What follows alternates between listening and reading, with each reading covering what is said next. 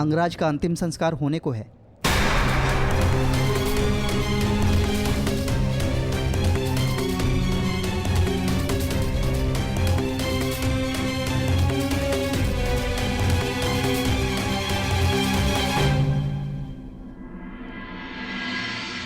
है मृत्यु तैयार यदि तू आने को, प्रसन्न मुख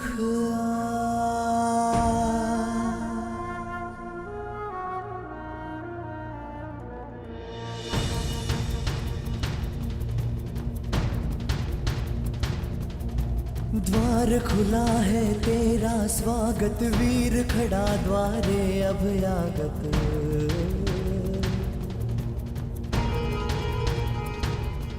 बाहें फैला के मुस्कुरा के करता अपने अतिथि का स्वागत।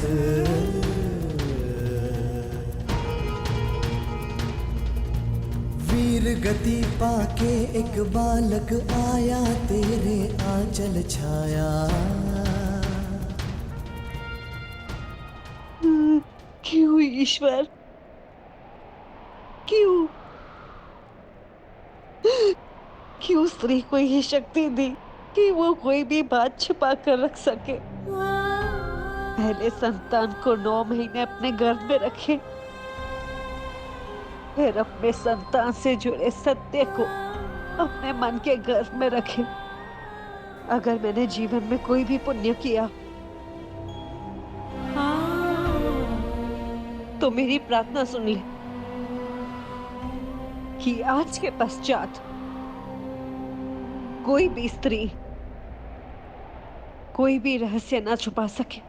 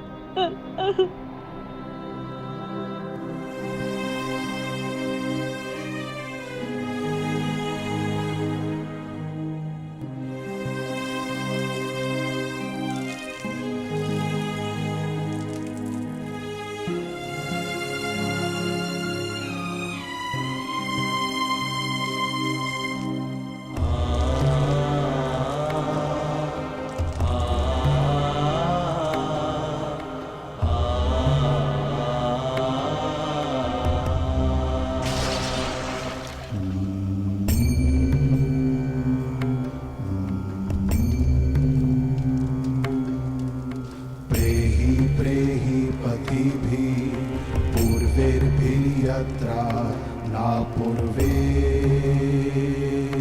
पीतर पर्युः।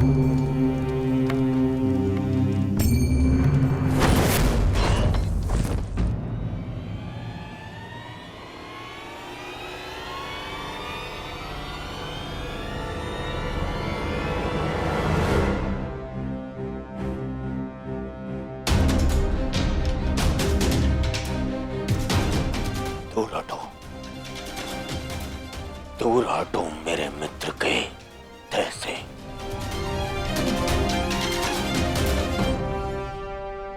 इसका अंतिम संस्कार करने का साहस मत करना युधिष्ठिर, अन्यथा यहां 5 और चिताएं जल जाएंगी।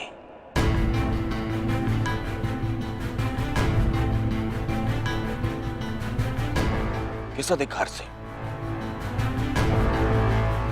किस अधिकार से तुम इसका अंतिम संस्कार कर रहे हो? कौन लगता कौन है तुम्हारा? कुछ क्षण पहले पता चला कि इसका और तुम्हारा रक्त एक है, तो तुम्हें अधिकार मिल गया कि तुम इसका अंतिम संस्कार कर दोगे। नहीं, नहीं युधिष्ठिर,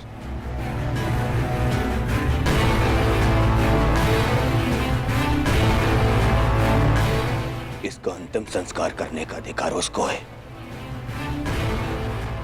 जिसके लिए इसने अंतिम सांसें ली, और वो मैं हूं।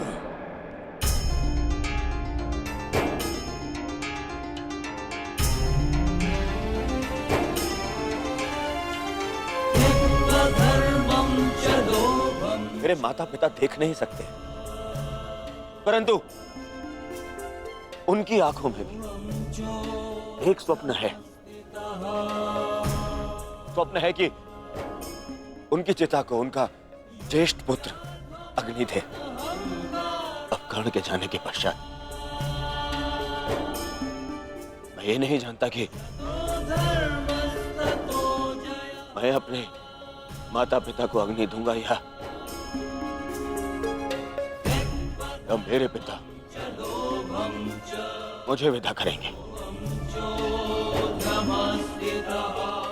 अग्नि वो देता है जिसके चले जाने के पश्चात वो अनाथ हो जाए।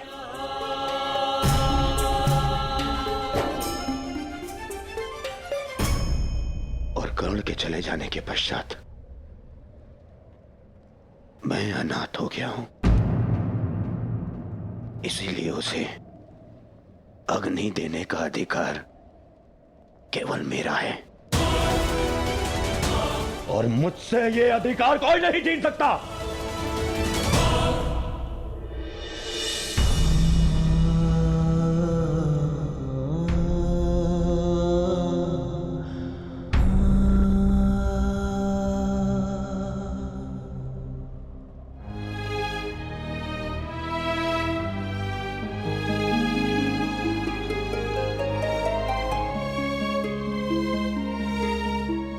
से संसार को समझा है तब से तुमने मेरा साथ दिया है मित्र। मैं भी तुम्हारा साथ दूंगा। हम बहुत शीघ्र मिलेंगे। सुन रहे हो कर्ण? इतनी आसानी से मुझसे पीछा छुड़ाने नहीं दूंगा तुम्हें। इतनी सरलता से नहीं।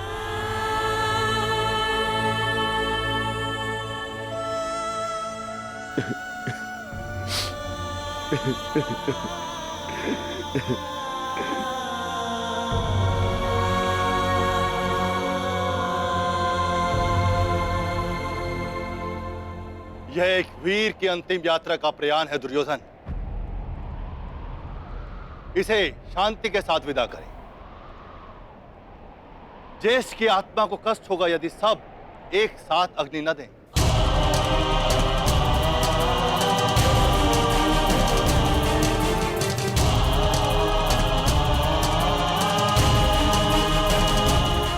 ठीक है महर्षि,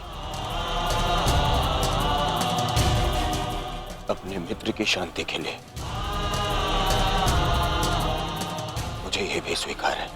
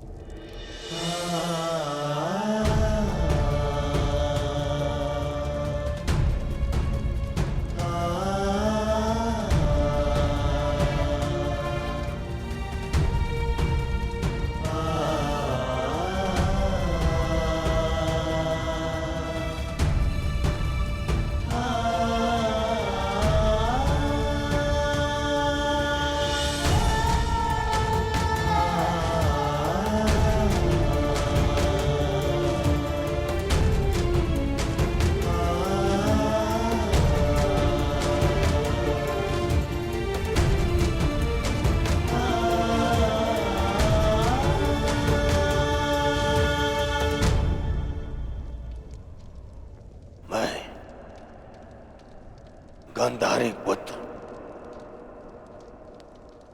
कर्ण मित्र दुर्योधन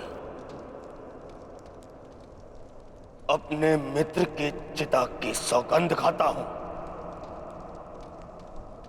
कि मैं अपने मित्र की मृत्यु का प्रतिशोध लूंगा।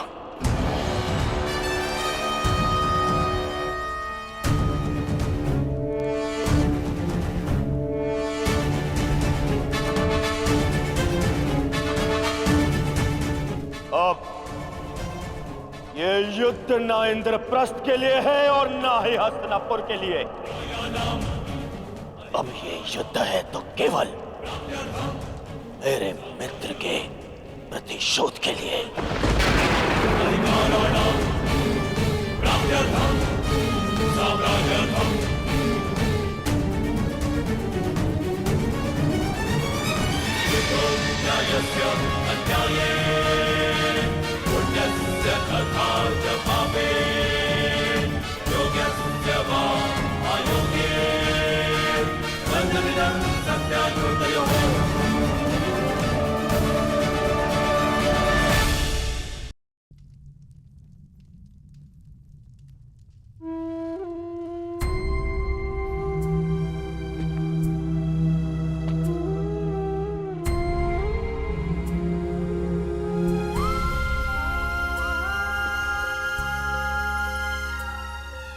सब समाप्त हो गया माता, सब कुछ।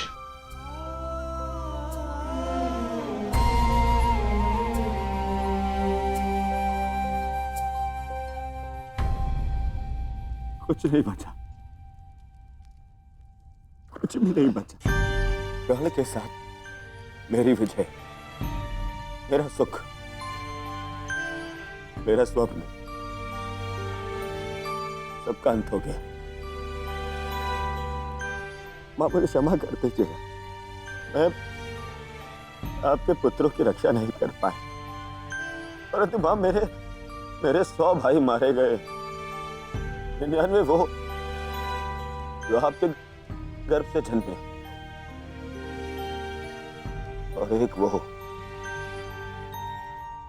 जिसने मेरे लिए समय के गर्भ से जन्म लिया। मेरा मित्र कर्ण, तो नहीं रहा माता। माता आपको 100 पुत्रों की माता होने का वरदान मिला था ना माता, तो मुझे सदा 100 भाइयों के भाई होने का वरदान क्यों नहीं मिला माता? समय ने जो छीन लिया उसे लौटाया नहीं जा सकता पुत्र, परंतु जो अब मेरे पास शेष है उसे रहने दो। छोड़ दो ये युद्ध पुत्र।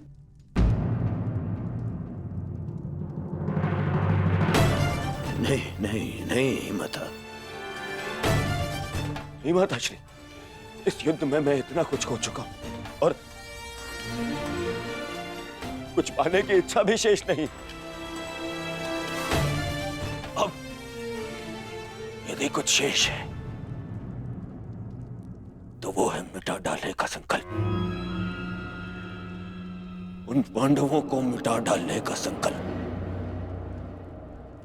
अब ये युद्ध नहीं रुकेगा। अब या तो आपका पुत्र जीवित रहेगा और या फिर वो पांडव।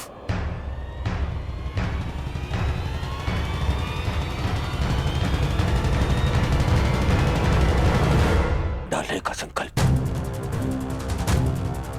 उन पांडवों को मिटा डालने का संकल्प। अब या तो आपका पुत्र जीवित रहेगा और या फिर वो पांडव। मुझे क्षमा कर दीजिएगा माता, परंतु अब ये युद्ध नहीं रुकेगा, नहीं रुकेगा ये युद्ध।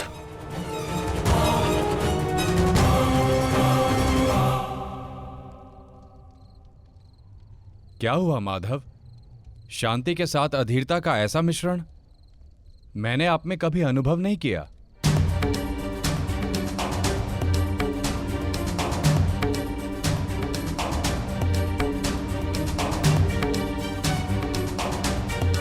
मौन क्यों है माधव?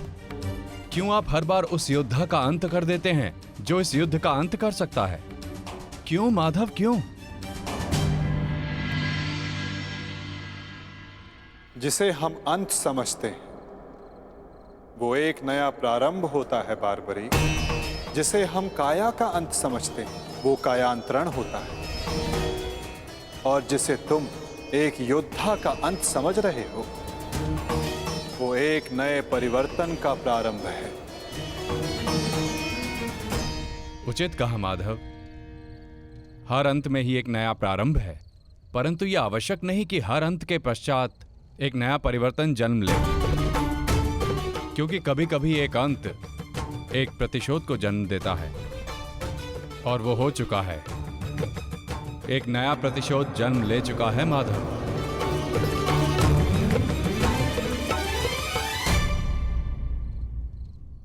नहीं जानती थी, नहीं जानती थी मैं कि 100 पुत्रों की माता होने के गर्व के पश्चात 100 संतानों के वध का दुख भी सहना होगा। यही प्रश्न मेरे मन में बार बार उत्पन्न होता है गांधारी। जब महादेव ने तुम्हें स्वयं शतपुत्रवती बनने का वरदान दिया है तो क्यों वही एक एक करके हमारे पुत्रों को निगल रहे हैं?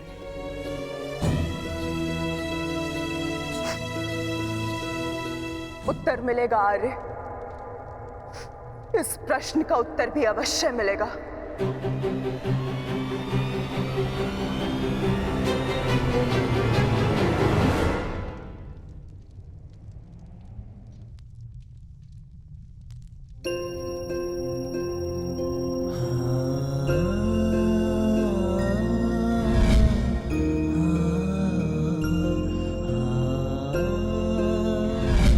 ये श्राप मुझे क्यों नहीं मिला कि मैं युद्ध में बाण चलाना भूल जाऊं?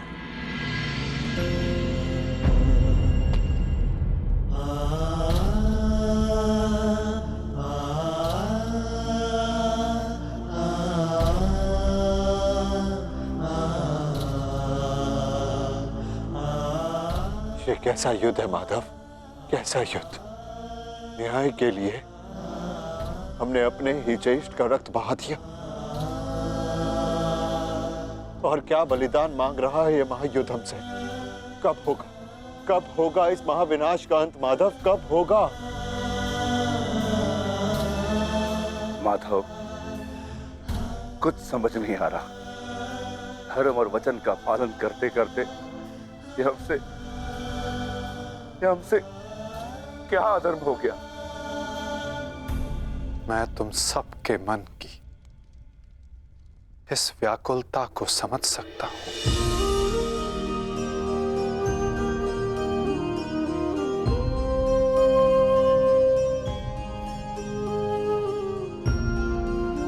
तुम सब इतने समय से इस सत्य से वंचित थे, किंतु इसका कारण स्वयं तुम्हारे ज्येष्ठ थे। और जब सत्य समक्ष आया तो बहुत विलंब हो चुका था।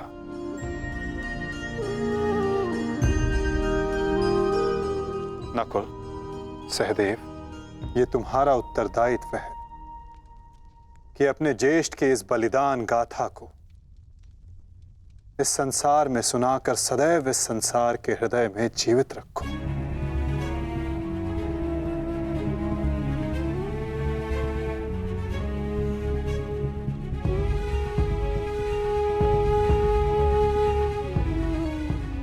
पार्थ, तुम्हारे ज्येष्ठ अंगराज कर्ण सदैव इस युद्ध के प्रारंभ से पूर्व अपना अंत जानते थे।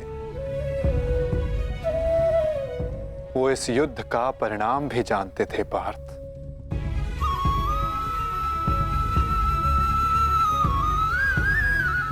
परंतु चिंता मुझे उनकी है जो देख नहीं पाते, क्योंकि जो देख नहीं पाते उनकी इच्छाओं का परिणाम बहुत घातक सिद्ध हो सकता है।